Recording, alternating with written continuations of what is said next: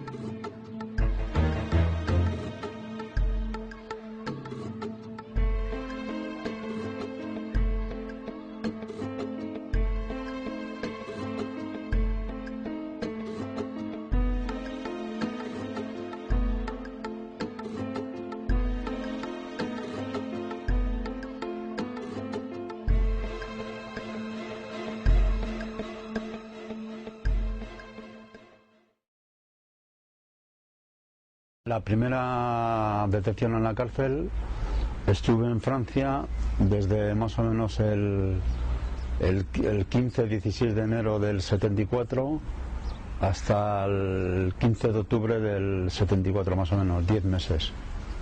En los 10 meses estuve en la Santé, en una de las cárceles centrales de París, centro de detención, y entonces, bueno, en principio nos habían cogido, íbamos a hacer un secuestro para intentar pedir la liberación de los presos que había del MIL en la cárcel, que les pedían pena de muerte a 2. Nos cogen a 4, de los 4 que estamos, 2 conseguimos que al cabo de 15 días salgan fuera, luego posteriormente los vuelven a coger en una movida de los Gali, de grupos de acción revolucionaria internacionalista, que era, bueno, en principio la cosa en el grupo en el que estábamos metidos. Y entonces, bueno, nos llevan, nos meten para adentro, nos tiramos 2 días de comisaría, nos meten en la cárcel y entonces, bueno, nos meten en la Santé y ahí ya nos meten separados en celdas. O sea, mis compañeros los llevan a un bloque de franceses y a mí en principio me llevan a un bloque de extranjeros. A mí me llevan a bloque B y ellos al F o al C o algo así. Eran celdas de 4 con literas en el S. Entonces, bueno, era una cárcel muy antigua, la Santé. Y en principio, bueno, ahí no tenías ni lavabo ni nada. O sea, había la pila de un water C con un grifo arriba y era todo lo que tenías. Luego había prácticamente una cosa pequeña así cuadrada que era como una mesa, y ahí, bueno, te tirabas 11 horas y media encerrado y media hora de patio. O sea, el patio era muy pequeño, era, no sé, 6 o 7 metros de largo por 3 de ancho máximo, y era en plan como si fuera un triángulo. Entramos en prisión, ya te digo, el 14 de febrero somos detenidos prácticamente todo el grupo. Después de pasar unos días en comisaría, entramos en la cárcel Modelo de Barcelona. Ahí empieza mi peripecia penitenciaria, que proseguirá durante 7 años en 2 prisiones más: la prisión de Carabanchel y la prisión de Segovia. En Francia la cárcel era muy dura, o sea, no dejaban entrar periódicos, ni revistas, ni libros. Prácticamente tuve mucha dificultad para que me dejaran entrar libros. Esto era en el 74, no había derecho a radios, y en principio utilizábamos, te dejaban entrar cassette, pero te lo tienes que comprar a la administración. Entonces, en esta época, a través de una serie de gente, lo que es el cassette se podía desmontar, y con una especie de cable pues lo conectabas con un barrote de la celda o con un barrote de las literas y cogías alguna radio de París. Mi entrada en la cárcel, el primer día, levantarme después de 10 días de comisaría, es con un funcionario que me pide gafas de sol, guantes negros, un abrigo verde, un color verde botella, que era el uniforme que llevaban ellos, y que me dice que me he de poner al fondo de la celda con las palmas hacia afuera de las manos, separadas del cuerpo y con la cabeza agachada. A lo cual yo me niego. Al negarme, él pega unas voces, aparecen varios funcionarios y desde la parte detrás del cangrejo, el cangrejo es una especie de cancela, de tubo cilíndrico que se mete dentro de la celda y que le permite al funcionario acercarse, digamos, a ti sin que tú puedas agredirlo. Desde esa cancela me grita que me he de poner de la forma en que él me dice y que si no lo hago, pues va a entrar adentro él y los otros funcionarios y me van a hacer entender cómo funciona la cárcel. Esa es mi primera experiencia. Te dejaban tener dos o tres camisas nada más, un pantalón o dos pantalones, una chaqueta, o sea, todo hiperburocrático. Era, en principio de las cárceles, para mí ha sido digamos, la experiencia la más dura que tuve. Cuando ya una persona ha sido condenada, existen lo que se llaman grados penitenciarios. En aquel momento los grados, y hoy en día también son 3, aunque han variado en la forma en su propia graduación interna. Antes había primero, segundo y tercer grado. El primer grado era el considerado de la gente más peligrosa. Normalmente se hacía en prisiones de alta seguridad y no tenías ningún beneficio penitenciario. Es decir, entiéndase beneficios penitenciarios, salir a la calle, sobre todo de permiso. Eso se aplicaba tanto a gente con condenas largas como sistemáticamente a todos los presos políticos. Y se les recluía en prisiones normalmente de alta seguridad. Ya en aquellos momentos el Puerto de Santa María, Herrera de la Mancha, Cáceres, etc. El segundo grado permitía normalmente el acceso durante el año a diversos permisos de una semana. Me parece que podías hacer hasta un máximo de 14 días en un año de permiso que te los podías repartir en los 2 semestres del año. Y el tercer grado penitenciario ya permitía salir a la calle tanto para trabajar y salir diariamente para volver por la noche a la cárcel como para pasar los fines de semana en compañía de la familia.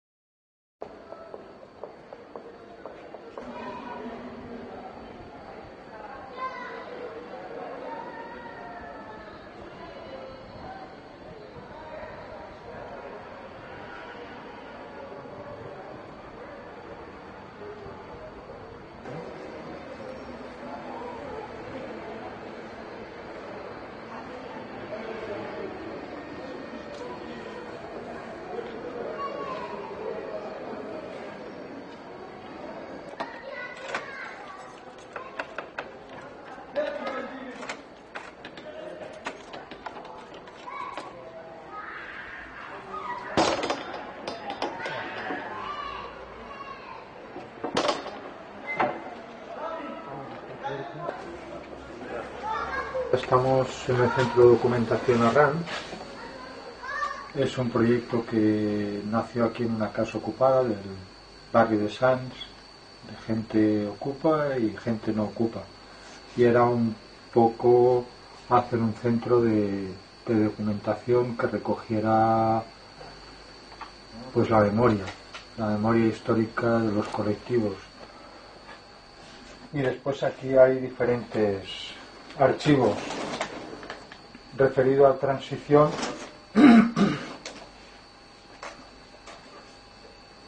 Tenemos todo el archivo de Coppel, o parte del archivo de Coppel que se produjo en la prisión de Carabanchel. Prácticamente eso.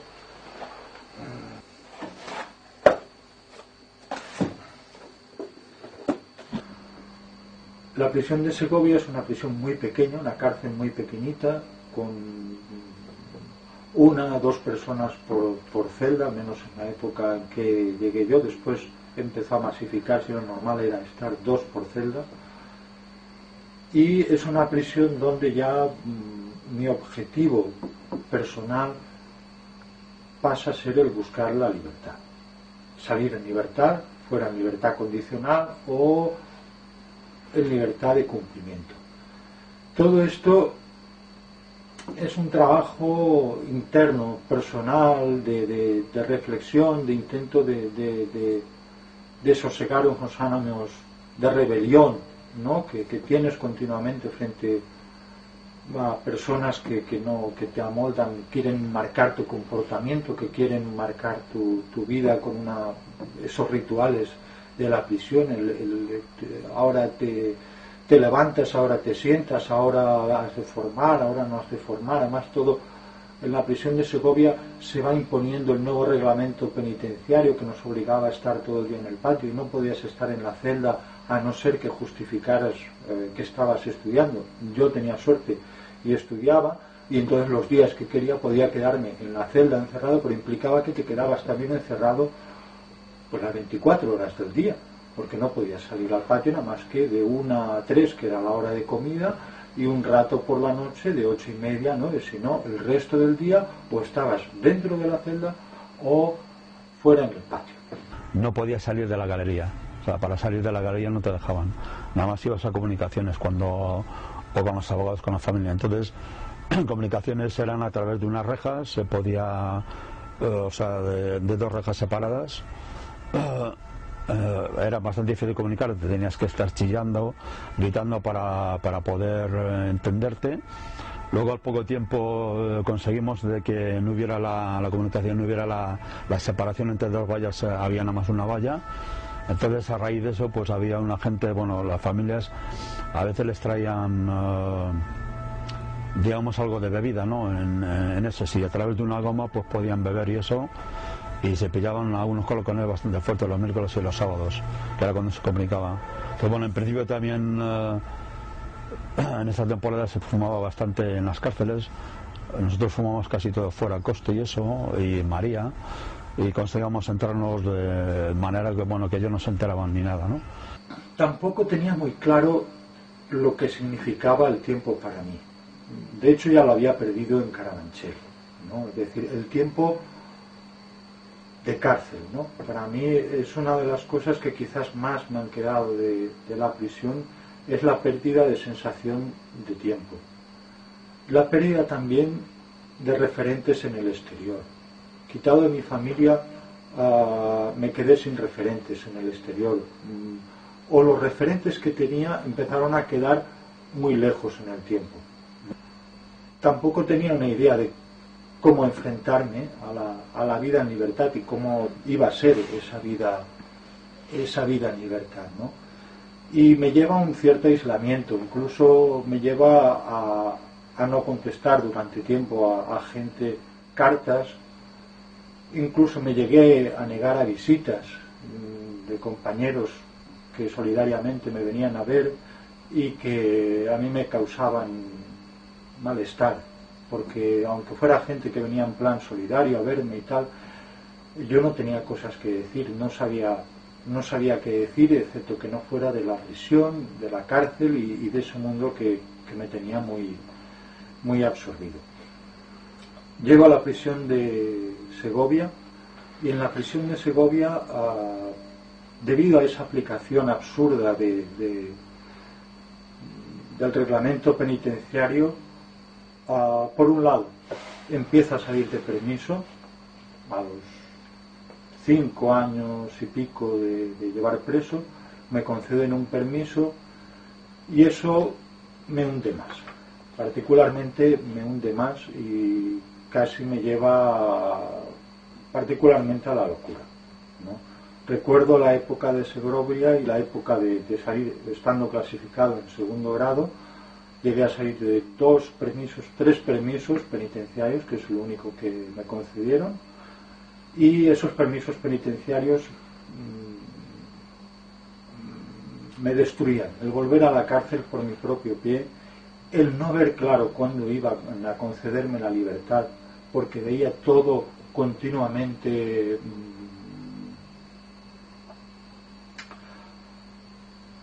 marcado por el sumario que venía de la Audiencia Nacional, me lleva a momentos de desequilibrio mental. Tanto es así que tuve una especie de intento de suicidio después de una entrevista con el juez de vigilancia penitenciaria. El juez de vigilancia penitenciaria tenía que decidir a la vuelta de un permiso mío si se me concedía la libertad condicional o no. El hombre, yo me había desplazado acá a Madrid un día antes de haber acabado el permiso penitenciario para poder hablar con él con tranquilidad. Había solicitado una entrevista y le había expuesto pues cuál era mi visión de futuro en la calle, seguir estudiando, tenía familia en Barcelona, tenía posibilidades de trabajo, de traerles contratos de trabajo si es que él lo quería. Él, como toda contestación, me dijo que la condena por la cual yo estaba cumpliendo le parecía muy poco el tiempo en prisión que llevaba, y que la cárcel que no era un foco donde se podía, o la prisión que me habían impuesto no era un foco donde se podía entrar a subastar las penas, ¿no? En este caso a rebajarlas de forma arbitraria, todo, y que él reconocía que le parecía que no era una persona que tuviera, lo que dirían ellos, posibilidades de reincidencia, que tenía una vida asegurada en el exterior, que tenía una familia que me apoyaba, etcétera, etcétera. Yo salí de esa entrevista, a pesar de que pedí un dinero a mis padres para pagar un abogado que además insistiera también a este juez de vigilancia sobre esta petición mía de condicional, salí muy decepcionado y con la clara idea de que no me iban a conceder la libertad. Tanto es así que estuve cumpliendo condena casi un año y pico más. Y además en ese tiempo fui sancionado diversas veces en la prisión de Segovia por los motivos más absurdos. Ello me llevó a bastante desequilibrio mental. Tuve que pedir a compañeros, cuando vivía solo, pues tuve que pedir a gente que convivir con alguien, porque la olla se me iba, ¿no? Se me iba a la cabeza, yo ya empezaba a sentir cosas por las noches. También, cosa que no había hecho anteriormente, no había probado prácticamente drogas de ningún tipo, y durante esa época recuerdo que, vamos, todo lo que había en la galería pues me lo metía, ¿no? Y era como una situación de mucho desequilibrio personal, pero ese desequilibrio venía dado también por el enfrentamiento con la realidad, la realidad de la calle, donde tú te encontrabas desubicado, sin nadie, sin nada a donde agarrarte, ¿no? Tu pasado había desaparecido y el presente se hacía manifiesto de una forma dura, sin tú tampoco tener muy claro con qué herramientas lo enfrentabas.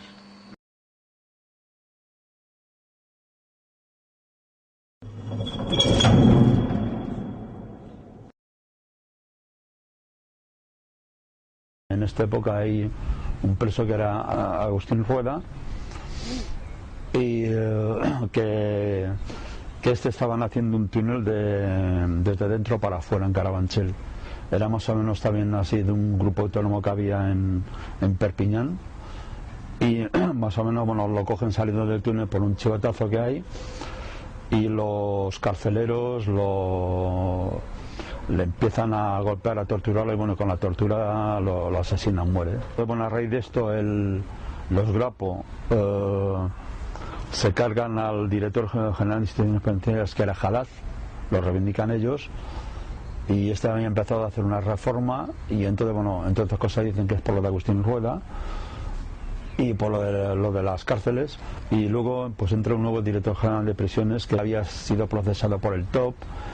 No sé, había tenido pues un juicio, no sé si, me parece que el cárcel que no había hecho, pero que había sido enjuiciado por el TOP, que era el Tribunal de Orden Público del Franquismo. Bueno, que luego, al acabar el franquismo, el que lo sustituyó fue la Audiencia Nacional, que eran los mismos jueces que habían estado con Franco. Entonces, Este tiene pinta de progresista tal y cual. Hay una parte de la COPEL que, digamos, confía en él. Aquí en Barcelona hay una operación, digamos, de cogestión que le llamaban de la cárcel, que duró 2 meses, y entonces, bueno, dijo que se acabó porque en vez de la cogestión lo que hacían eran túneles de fuera para adentro. Lógico que va a hacer un preso, no se va a hacerse su propio carcelero, ¿no?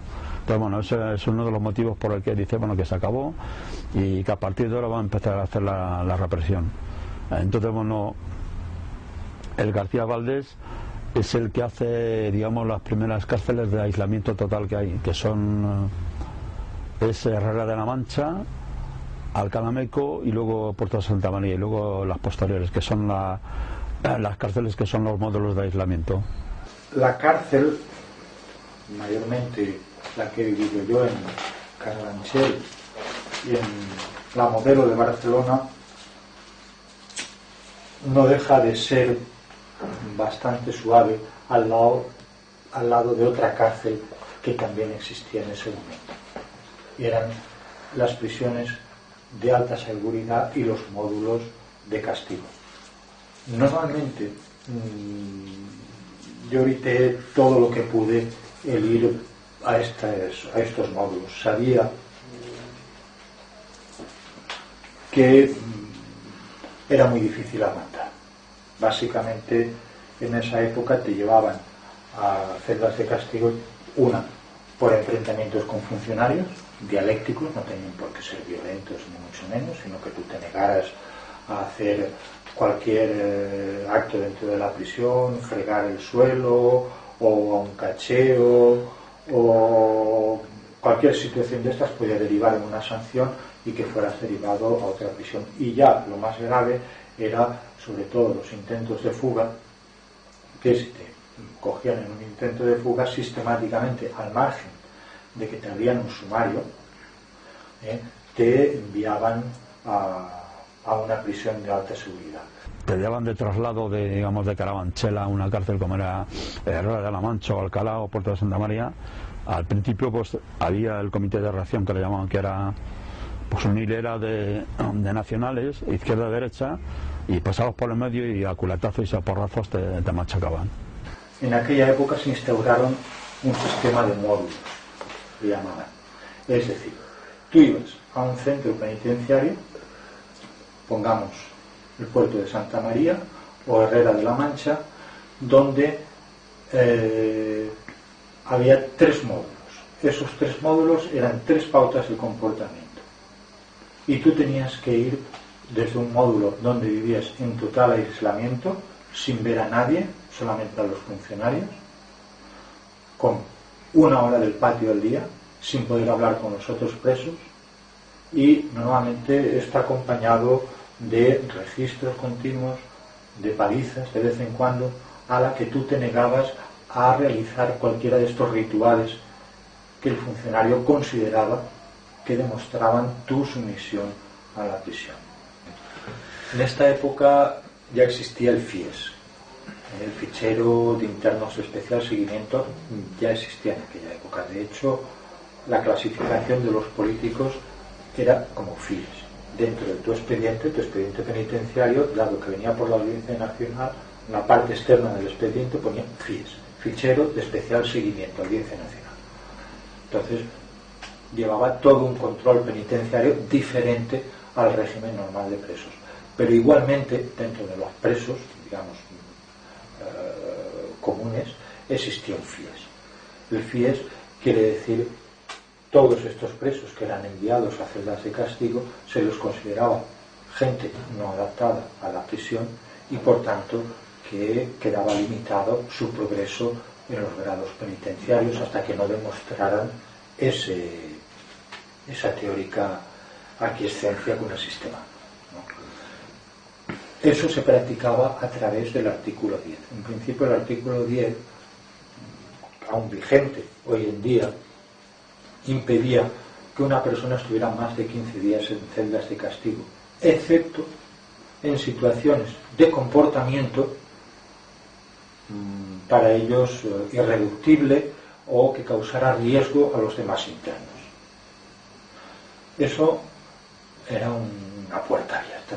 Te podían tener detenido, no sé si eran 10 o 20 días, pero lo podían renovar continuamente. O sea, tenían en principio que pedir el acuerdo del juez de vigilancia, pero en principio, en estos casos, en principio el acuerdo era prácticamente pues instantáneo, o sea, era prácticamente de facto, o sea, ni se preocupaban en verificar nada.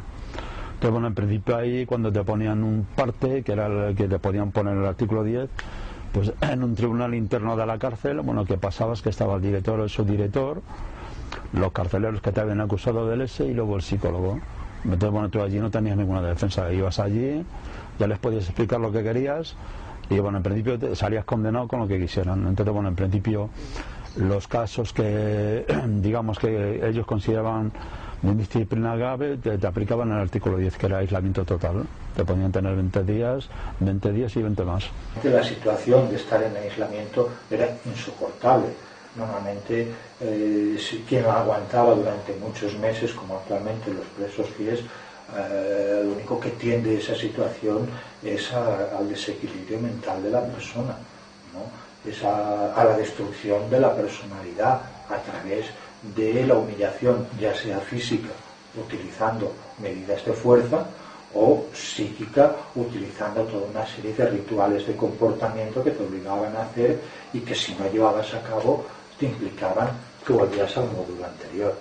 En una prisión, en estos 3 módulos, que donde convivían aproximadamente unas 100 y pico de personas en diferentes fases. En la primera fase esta tan dura que comentaba, pues que te podía llegar el funcionario, pasar la mano por el suelo de la celda para ver si estaba limpia o no, obligarte a estar horas de pie, o no te dejaban leer, o unos comportamientos del todo absurdos. Pues para dar un ejemplo, en esta prisión, para un grupo de presos de 100 y pico de personas, entraban solamente en dinero contante y sonante de la calle 2.500 pesetas al mes, ¿no? Es decir, no hay, dentro de todos esos años de prisión, no hay en absoluto por parte del sistema penitenciario otra preocupación que no sea la de que tú mantengas un ritual de sometimiento.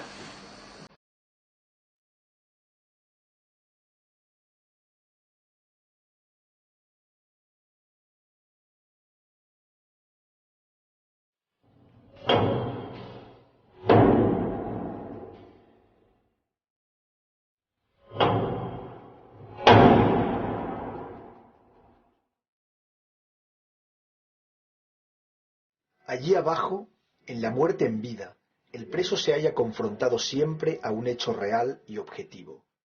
Su ritmo, el de los carceleros, que está planificado de tal forma que rompa sistemáticamente tu propio ritmo.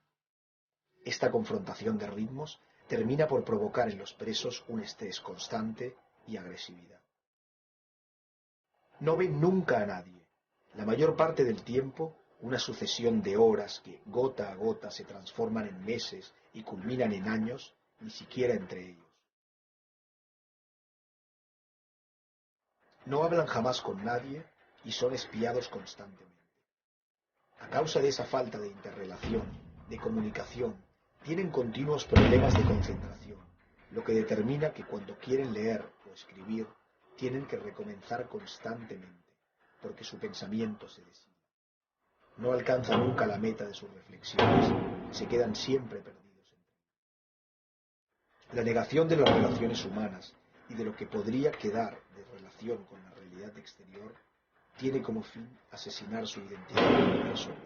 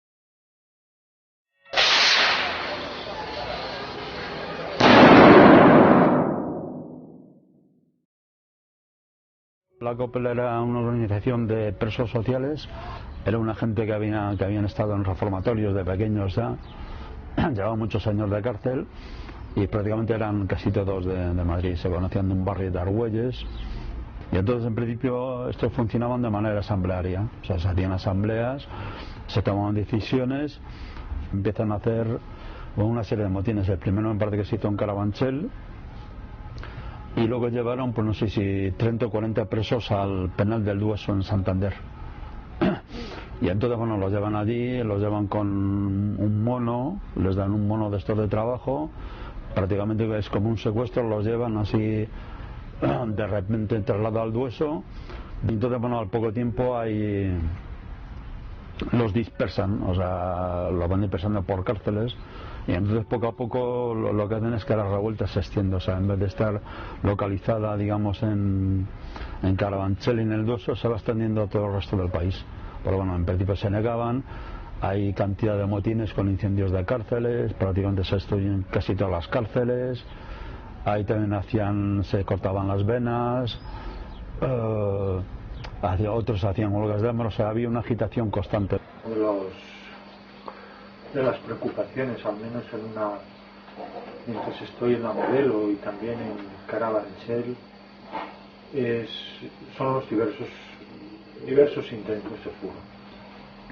Nosotros cuando nos detienen, una parte de nosotros están en la cárcel de Segovia, que la dejan para presos libertarios, luego hubo presos de otros grupos minoritarios, ¿no?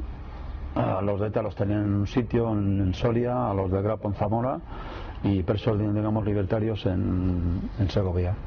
En principio les dan a elegir si quieren estar solos o con presos sociales, y ellos dicen con presos sociales. Dicen, bueno, a pesar de que puede haber algún chivato o algo así, prefieren estar con presos sociales porque pensaban que teníamos posibilidades de hacer un túnel, o sea, a través de alguno de ellos, alguna herramienta o algo así, ¿no? O sea, íbamos a hacer llaves de toda la prisión, bueno, de toda no, pero de una buena parte de celdas, de cancelas, etcétera. Llegamos a hacer diferentes manojos de llaves, llegamos a falsificar documentación, llegamos incluso a tener un pequeño arsenal de armamento diverso, gases paralizantes, etcétera, que se fueron utilizando en diferentes intentos de fuga, ¿no? Todos con muy poco éxito, excepto uno donde se fugaron 5 personas de la cárcel de Carabanchel.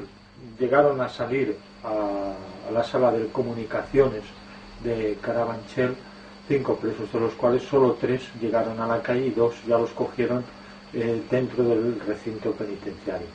La fuga que más particularmente me metí fue en un intento de túnel hecho desde la peluquería de Carabanchel, y era un túnel un poco que no se esperaba gran cosa de él. Llegamos a hacer unos 20, 25 metros, quizás no tanto, 20 metros vamos a poner de túnel, y empezaba debajo de la peluquería de Carabanchel.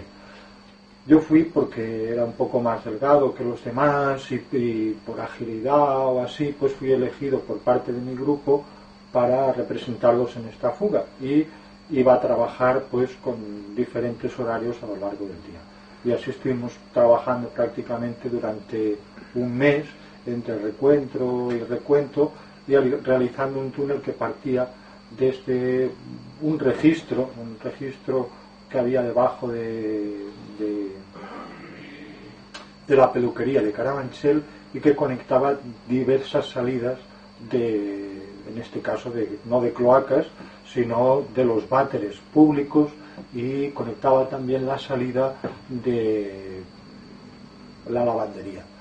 Este túnel lo realizo yo junto con los presos comunes que trabajaban o que tenían el destino en la peluquería, y finalmente es descubierto. En un recuento del cual me avisan que he de salir corriendo del túnel, me caigo, me hice bastante daño en una pierna, me llevan los compañeros porque llevaba toda la tierra y tal, me meten en la ducha y me suben para la celda porque habían avisado de un recuento imprevisto a media mañana los funcionarios. En ese recuento se dirigen a la peluquería y descubren el túnel.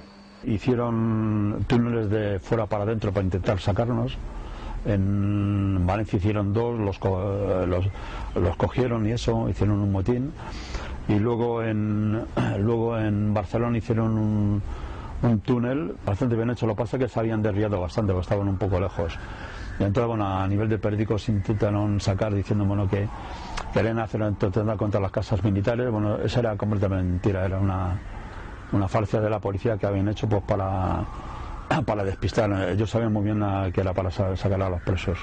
Los grupos autónomos empezaron a apoyar la lucha de los presos. Hicieron atentados contra instituciones penitenciarias, o sea, salas de juzgado, en Madrid, aquí en Barcelona, pues tiraron una bomba a la puerta de la Modelo pasando con una moto a la noche, se cargaron a la puerta y eso, saltó un poco.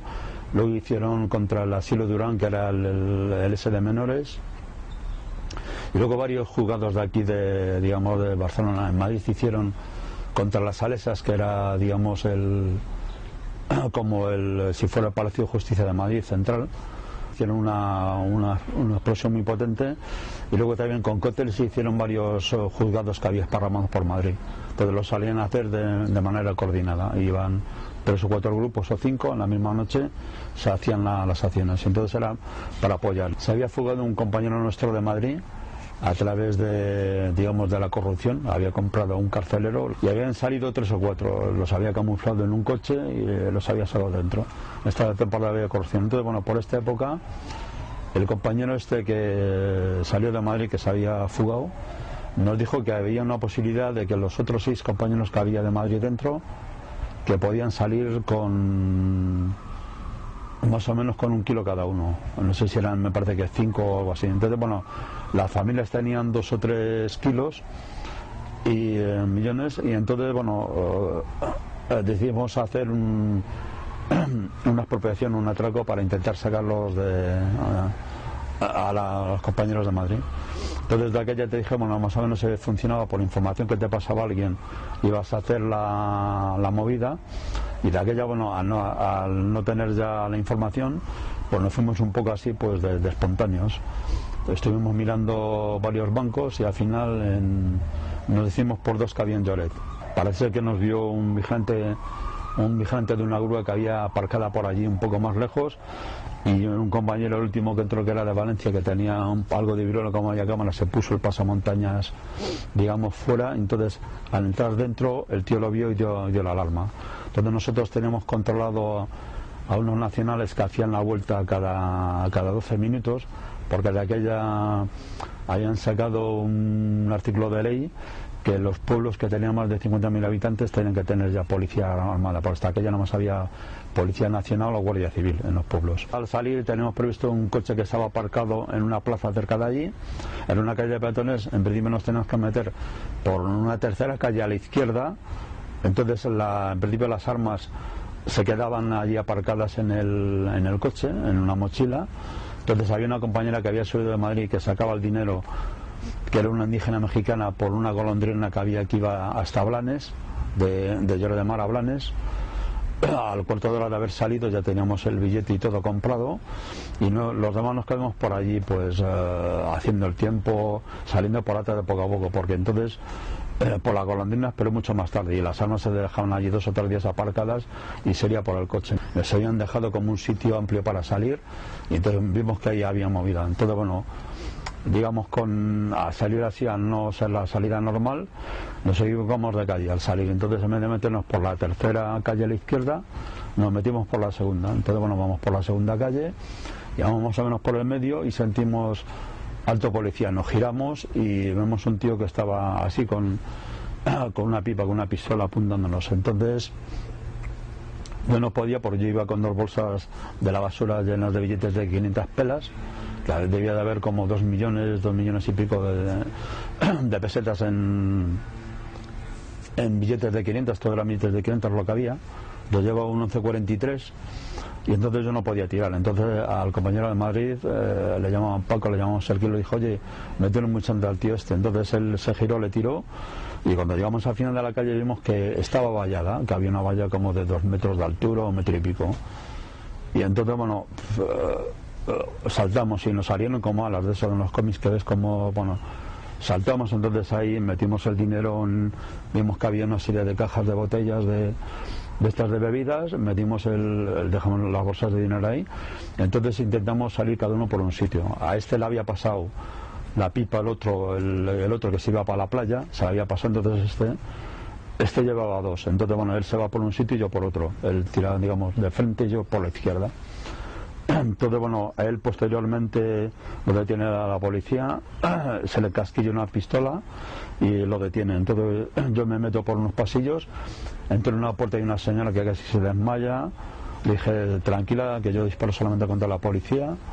Bueno, cerré la puerta, una segunda, otro tío, un camarero, peor que la tía, más histérico, y nada, cierro rápido. Entonces bueno, también llevaba aquí un gas paralizante, pues si en el banco se ponían tontos para, en vez de darle un culatazo, meterle un spray de estos de gas paralizante. Entonces bueno, cuando salgo en una puerta que yo no sé de dónde va, hay un tiroteo. Y bueno, a raíz de eso me pegaron un tiro en la pierna, me veo en el suelo con la pierna ya en plan triángulo, el ESA no te obedece, rodeado por 3 o 4 policías que me dicen no te muevas que te matamos.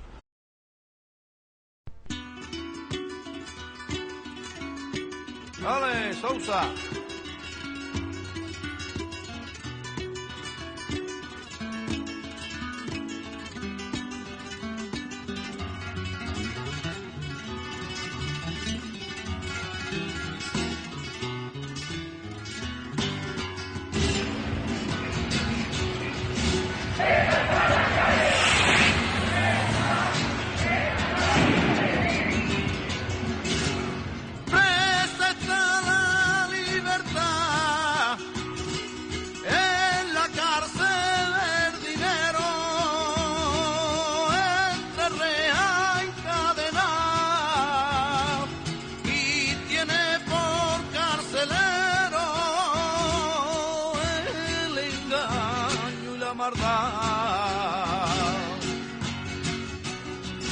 Para recordar a los presos que esta noche tampoco están solos y que los torturadores carceleros sepan que ni perdonamos ni olvidamos.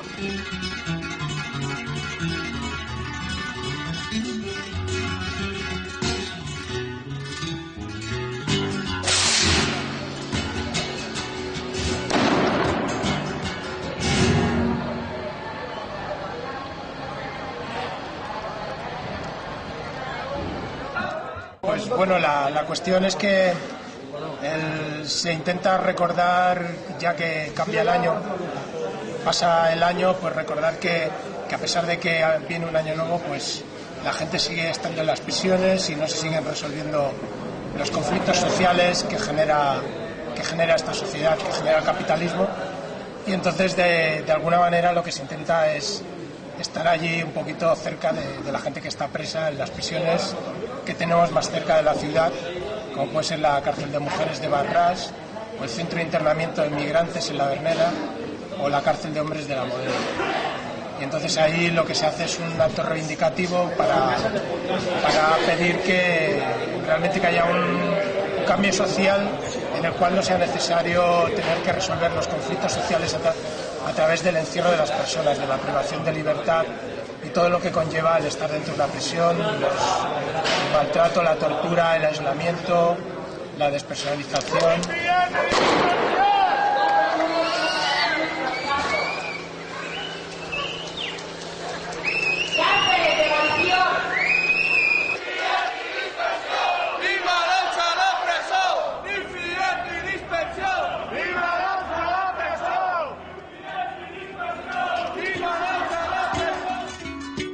¡Vale, Sousa!